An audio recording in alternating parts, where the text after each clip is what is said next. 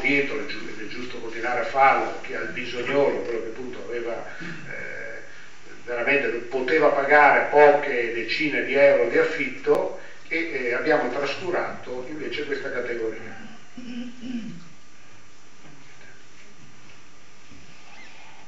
E quindi come è fatta la domanda? È quello che vi dicevo, ceti a reddito medio-basso che chiedono case in locazione a canone poco più simbolico. È la situazione degli ATER, è la situazione del sistema pubblico. Incamerando 120 euro al mese di media, noi non ammortizziamo né le spese che abbiamo fatto per il patrimonio, sia no che riusciamo a mantenere nel tempo il patrimonio. Quindi è un sistema che deve essere continuamente alimentato. Ripeto, va bene, miglioriamo in efficienza, possiamo forse fare qualcosa di meglio, ma è un sistema che per come è strutturato richiede solo risorse ed è abbastanza ingessato. Abbiamo invece i ceti reddito medio-basso, appunto, che non possono più permettersi di corrispondere canoni superiori ai 300, 400, 500 euro al mese, proprio perché e non rientrano nei limiti di reddito delle fasce protette.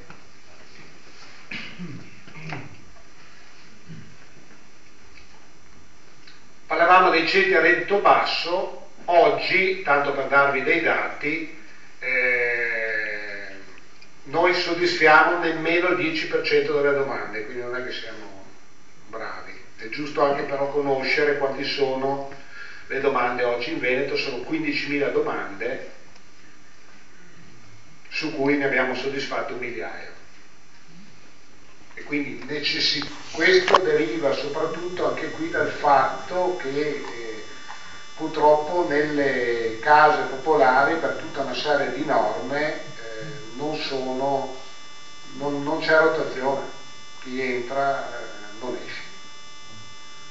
Questo è un tema evidentemente che va affrontato con molto buon senso, però il problema non è solo questo, è quello, vedrete, dei ceti a reddito medio-basso, che hanno due tipi di richieste. La possibilità di acquisire una casa in proprietà, quindi c'è la richiesta, nonostante i redditi bassi o il lavoro precario, perché poi c'è gente che oggi ha un reddito sufficiente per provare a fare un mutuo, ma non avendo un lavoro a tempo indeterminato, la banca non dà garanzie, non accetta le garanzie. Anche qui, questi qui sono un po' di richieste di domanda. Vedete le percentuali, qui sono un po' meglio, però anche qui solamente riusciamo a dare una mano sui contributi per tenere più basso il mutuo d'acquisto della prima casa, solamente al 10%. Questo è lo storico. Allora, cosa intendiamo fare, cosa vogliamo fare, cosa stiamo facendo? Per quanto riguarda l'affitto, si opera sostanzialmente in 3 direzioni. Una sono gli interventi ordinari di nuova costruzione, cioè l'attività che fa l'ATER, per capirci. Quindi noi compriamo il terreno, andiamo nei comuni, costruiamo la casa, facciamo la graduatoria, facciamo il bando e mettiamo dentro poi la gente particolarmente bisognosa. Per chi ha queste condizioni da alcuni anni, ed è un provvedimento questo del primo governo Berlusconi, anche per ricordare chi ha fatto cosa, è stato inventato il fondo sostegno affitto, cioè coloro che hanno caratteristiche di reddito simili a quelli che possono entrare nelle case pubbliche possono chiedere attraverso i comuni alle regioni che cofinanziano fondi che arrivano dallo Stato un'integrazione per poter pagare l'affitto sul mercato. Quindi un'operazione che si era cercata di fare era stata anche quella di dire: è inutile che noi continuiamo a costruire case pubbliche che poi rappresentano per noi solamente un costo, i famosi 120 euro medi al mese che non ci permettono di continuare a fare investimenti.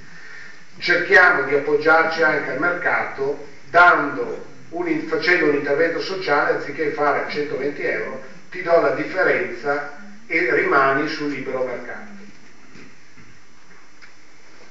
Anche questo è una linea di intervento che, ripeto, ogni anno ci sono i bandi che si rivolgono appunto a tutti coloro che sono sul mercato, hanno un regolare contratto d'affitto e che chiedono in base al reddito questa possibilità di intervento. C'è una nuova per quanto riguarda la locazione attività che poi vi spiegherò un po' più dettagliatamente, che abbiamo chiamato social housing, housing sociale, è tanto per fare un nome diverso, perché poi parlare in inglese fa sempre fare bella figura, in teoria, che vuol dire nuova costruzione o recupero di alloggi per destinare alla locazione per un periodo non inferiore ai 20 anni a canone concertato, cioè sostanzialmente è un canone dal 20 al 40% più basso di quello che oggi è il costo di mercato. Poi vedremo come fare. L'altra strategia di intervento riguarda l'acquisto di proprietà e quindi sono sostanzialmente gli interventi per costruire nuovi alloggi, cederli a prezzi calmierati, perché è evidente che in alcune località, basti pensare per tutte le località turistiche, comprare casa per uno che vive a Torri del Benaco sul mercato è pressoché impossibile, quindi questo si rivolge anche a gente che non è nemmeno così povera. Ovviamente un conto è chiederne 2.000 euro, un conto è chiederne 5-6.000 a metro quadrato. Quindi è una caratteristica di intervento che facciamo ancora noi in convenzione con i comuni come ente pubblico generalmente per mettere appunto sul mercato tutta una serie di case a prezzo calmerato. Oggi funziona, anche questo è un nuovo elemento, è un bisogno che riguarda soprattutto quella tipologia di comuni. Faccio un esempio per parlare di Legnago: l'ultimo intervento fatto a Legnago di edilizia convenzionata, credo che sia Corte non mi ricordo, vabbè. L'abbiamo trasformata in sovvenzionata, cioè praticamente non sono arrivate domande perché probabilmente il mercato più o meno, i costi nostri erano simili a quelli del mercato e quindi l'abbiamo trasformata in quelle a canone sociale, per capirci. Quindi anche questa è un'attività che va misurata zona per zona. Un'iniziativa nuova è proprio quella di costituire quello che è frutta del lavoro fatto quest'anno, ancora con la legge finanziaria dell'anno scorso, quello di costituire un fondo di garanzia per favorire l'accesso al credito a favore di giovani coppie con contratto di lavoro determinato. Anche questa è un bando, un'iniziativa che partirà prossimamente. Voi pensate che 5 milioni di euro di garanzia, quindi non è un investimento, non è una spesa, garantiscono 100 milioni di euro di investimento. Fa più o meno il rapporto con le banche del 5%. Vuol dire che se noi mettiamo 5 milioni di euro, la banca dà fiducia per 100 milioni di euro. Il mutuo generalmente rappresenta 30-40, forse meno, per cento del valore, quindi vuol dire già muovere 200 milioni di euro, se non di più, 200-300 milioni di euro di possibilità di acquisto di case sul mercato per chi è intenzionato a farlo. Naturalmente, oltre alle buone leggi, dicevo, mancando un'entrata costante tipo GESCAL, sta nella buona volontà della politica e delle amministrazioni. Il Consiglio regionale ha appunto recentemente anche definitivamente approvato il programma regionale 2007-2009 che mobilita 130 milioni di euro, 107 milioni per l'agevolata e 22 milioni sempre per la sovvenzionata. Nella finanziaria di quest'anno, del gennaio dell'anno scorso, sono stati inseriti tre novità.